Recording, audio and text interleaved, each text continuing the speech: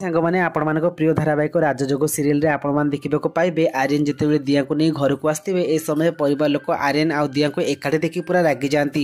ଆଉ ଏତେବେଳେ ସୋନା ଆଉ ରିୟା କହିବ ଯେ ଆରେ ଆର୍ୟନ ଭାଇ ତମେ ଶେଷରେ ଏଇ ଝିଅକୁ ଦେଖା କରିବା ପାଇଁ ହସ୍ପିଟାଲ ଯାଇଥିଲ, ଛି ତମେ ଏମିତି କରିବ ବୋଲି ଆମେ କେବେ ବି ଆଶା ରଖିନଥିଲୁ। ଆଉ ଏତେବେଳେ ଆର୍ୟନ ପରିବାର ଲୋକକୁ ବୁଝିବାକୁ ଚେଷ୍ଟା କରୁଥିବେ। ଆଉ ଏତେବେଳେ ଆର୍ୟନଙ୍କ ବାପା ରାଗିଯାଇ କହିବ ଯେ ଆର୍ୟନ ତୋଠାରୁ ମୁଁ ଏମିତି ଆଶା କରିନଥିଲି, ଆରେ ଏ ଝିଅ ଆମ ଘରକୁ ବର୍ବାଦ କରିଦେଇଛି ଆଉ ତୁ ଆକୁ ପୁଣି ଥରେ ଏ ଘରକୁ ନେଇ ଆସିଲୁ। ଆଉ ଆର୍ୟନ ସମସ୍ତଙ୍କୁ ବୁଝିବାକୁ ଚେଷ୍ଟା କରିବେ କିନ୍ତୁ କେହି ବି ବୁଝି ନଥିବେ। ଆଉ ଏତେବେଳେ ରିୟା କହିବ ଯେ ମୁହଁ ଆମକୁ ଦେଖିବାକୁ ଟୋଟାଲ ବି ଇଚ୍ଛା ନାହିଁ, ଆରେ ତମେ କାହିଁକି ଆକୁ ଏ ଘରକୁ ନେଇ ଆସିଲ। ଆଉ ଏତେବେଳେ ଦିଆ କହିବ ଗୋଟେ କଥା ସମସ୍ତେ ଶୁଣ, ଯେତେବେଳେ ମୁଁ ହସ୍ପିଟାଲ ଥିଲି ଆର୍ୟନଙ୍କ ନମ୍ବରଟା କଣ୍ଟାକ୍ଟରେ ରହିଥିଲା, ସେଥିଲାଗି ସେମାନେ ଆର୍ୟନକୁ ଫୋନ କଲେ, କିନ୍ତୁ ଏଥର ମୁଁ ହସ୍ପିଟାଲ ଗଲେ ମୋ ନମ୍ବର ଚେଞ୍ଜ କରିଦେବି। ଆଉ ଏକଥା ଶୁଣି ପରିବାର ଲୋକ ସମସ୍ତେ ରାଗିଯାଆନ୍ତି।